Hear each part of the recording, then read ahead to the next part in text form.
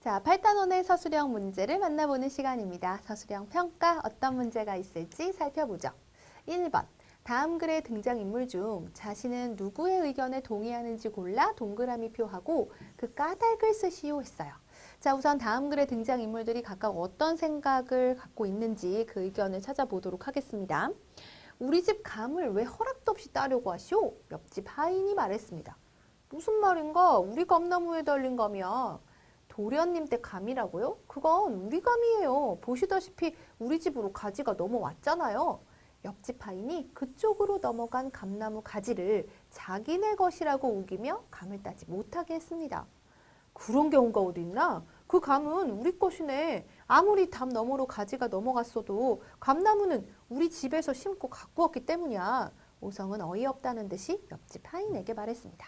자, 지금 어떤 상황이냐면 담 하나를 두고 여기가 오성이네 집이고 여기가 옆집이에요.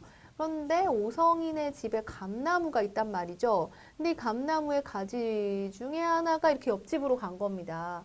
이 옆집으로 넘어간 가지에 달린 감이 지금 옆집 하인은 자기네 감이래요. 왜냐면 이쪽으로 넘어왔으니까.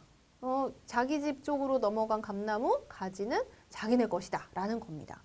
오성은 그렇게 생각하지 않는 거죠. 아무리 가지가 넘어갔어도 감나무는 우리 집에서 심고 갖고 왔기 때문에 우리 거라고 얘기합니다.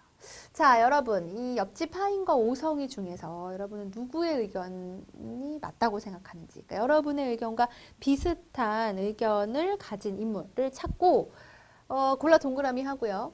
이제 동의를 하는 거니까 왜 맞다고 생각하는지 그 까닭을 알맞게 적어주시면 되겠습니다. 그래서 동의하는 인물로 선생님은 오성을 골라봤어요. 동의하는 까닭은, 그러니까 옆집 하인의 의견은 좀 틀린 것 같아요. 오성의 의견이 맞는 것 같습니다. 하인이 자신이 키우지도 않은 감을 자기 것이라고 우기는 것은 너무한 것 같기 때문입니다. 와 같이 써봤습니다. 자, 옆집 하인과 오성 중에서 동의하는 비슷한 의견을 가진 인물을 고르고요. 왜 그렇게 생각했는지 알맞게 까닭을 적으면 정답이 돼요. 자, 이어지는 문제 볼까요? 보기에서 바느질을 할 때 필요한 도구 중 가장 중요하다고 생각하는 것을 하나 고르고 그렇게 생각한 까닭을 빈 곳에 알맞게 쓰시오 하는 문제입니다. 자, 보면 자, 가위, 바늘실, 골무, 인도, 다리미. 바느질할 때 필요한 물건들이죠. 물론 다 필요합니다. 바늘 있어도 실 없으면 바느질 못하는 거죠. 자, 그런데 그 중에서도 이제 우리가 우선순위를 생각을 해보자는 거예요. 가장 중요하다고 생각하는 것. 각자 의견은 다 다를 수 있겠죠. 중요한 건 까닭이에요. 왜 그게 중요하다고 생각했는지 까닭을 알맞게만 쓰면 됩니다. 선생님은 보기에 있는 것들 중에서 가위를 골라볼게요. 가위. 왜? 그 까닭이라면 이제 가위가 하는 일이 얼마나 중요한지를 밝혀주면 까닭으로 알맞겠죠. 비슷하게 여러분도 각각의 물건들이 가진 장점, 바느질할 때 이것이 없으면 절대 안 되는 그와 같은 내용들을 까닭으로 적어주시면 돼요. 해서 가위다. 왜냐하면 커다란 천만 있으면 옷을 만들 수 없고 조각으로 나누어 놓아야 바늘로 꿰매어 옷을 만들 수 있기 때문이다. 가위가 이제 커다란 천을 조각으로 나누는 역할을 하죠. 그래서 그와 같은 역할을 들어서 까닭을 써봤습니다. 자, 이어지는 문제 볼까요? 다음 글에 나타난 글쓴이의 의견을 파악하고 기억에 해당하는 예를 한 가지 쓰시오 하는 문제예요.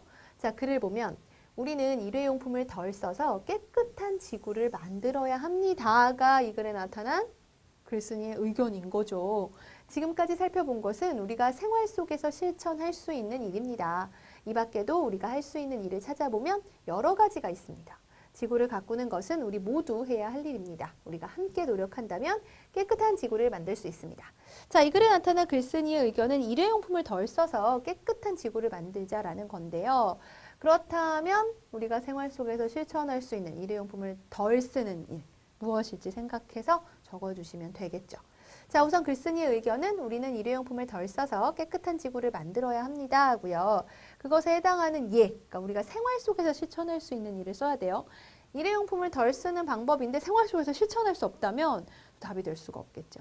자, 여러 가지 방법이 있을 것 같은데요. 예를 들어 여러 번 사용할 수 있는 컵과 젓가락을 사용합니다와 같은 것도 일회용품을 덜 쓸 수 있는 생활 속에서 실천할 수 있는 방법이 되네요. 자, 이어지는 문제 보겠습니다. 다음 글에 기억에 해당하는 예를 쓰고 그렇게 생각한 까닭도 함께 쓰시오 하는 문제예요. 기억은 좋은 습관인데 우선 읽어볼게요. 우리는 좋은 습관을 길러야 합니다. 작은 습관이 모여 결국은 큰 변화를 만들기 때문입니다. 습관이란 어떤 행동을 오랫동안 되풀이하면서 저절로 몸에 익은 행동을 말합니다.